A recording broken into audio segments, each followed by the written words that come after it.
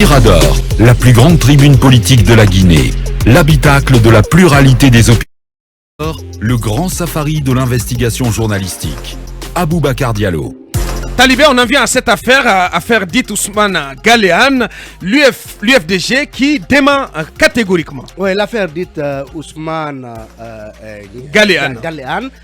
Il s'agit de cet homme d'affaires guinéen installé au Sénégal et contre qui un mandat d'arrêt international a été lancé par le tribunal de Kaloum le 20 juin dernier, et en exécutant donc ce mandat d'arrêt dans le cadre de la collaboration judiciaire, donc le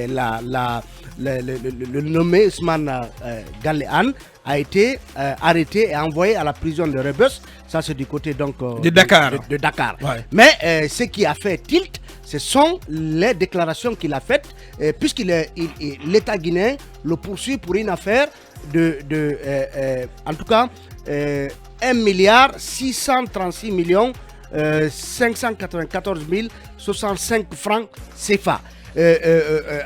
En lisant les extraits publié par le journal Libération, un journal sénégalais, on se rend compte que cette affaire en tout cas a un lien avec des hommes d'affaires rwandais, parce que lui, dans ses déclarations devant la direction en tout cas des investigations criminelles du côté du Sénégal, dit n'avoir aucun lien avec des hommes d'affaires rwandais. Alors, donc les propos qui ont fait tilt, c'est quand il dit que cette affaire est purement politique, et il estime que l'État guinéen, à travers la junte présentement au pouvoir, veut traquer et liquider tous les partisans de Cellou Dalein Diallo, dont je fais partie.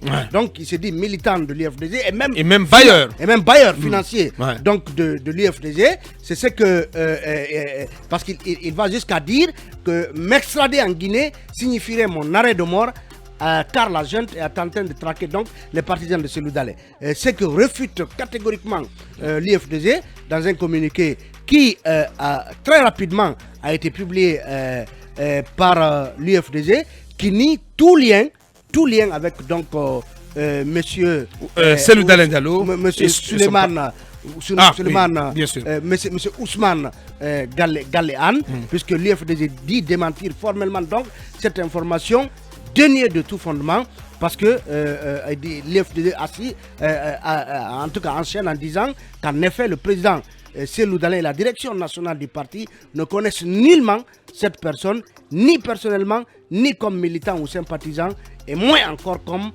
bailleur de fonds de l'UFDG. Ouais. Parce qu'il faut rappeler quand même que M.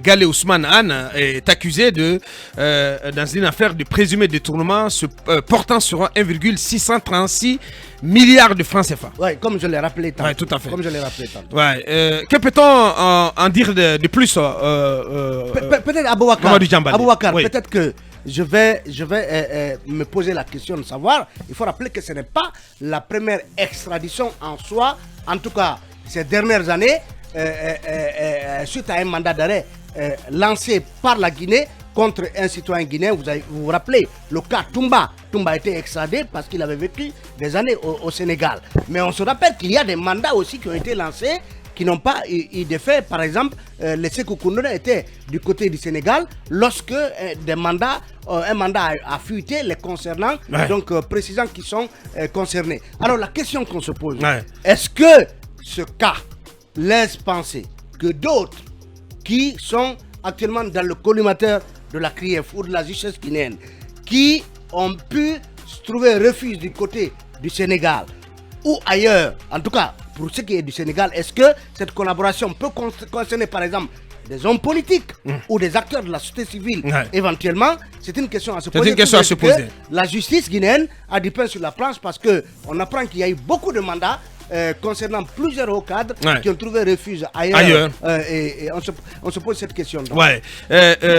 Finalement, il faut s'en tenir à cette communication qui est officielle quand même de l'UFDG. C'est la parole. L'UFDG qui prend ses distances et qui dit donc n'avoir aucun lien avec cet homme d'affaires. C'est la parole de l'UFDG contre celle de ces personnages qui a l'air d'être quelqu'un de sulfureux, qui a maille à partir avec la justice. Et maintenant, le fait de dire qu'il serait un financier occulte du président de l'UFDG est un couteau à double tranchant, à mon avis, parce que si il n'est pas extradé, les gens penseront que oui, le président du parti qui a des attaches qui avec est le très palais, avec le palais présidentiel. le palais présidentiel À Dakar. a pu jouer pour ne pas qu'il vienne.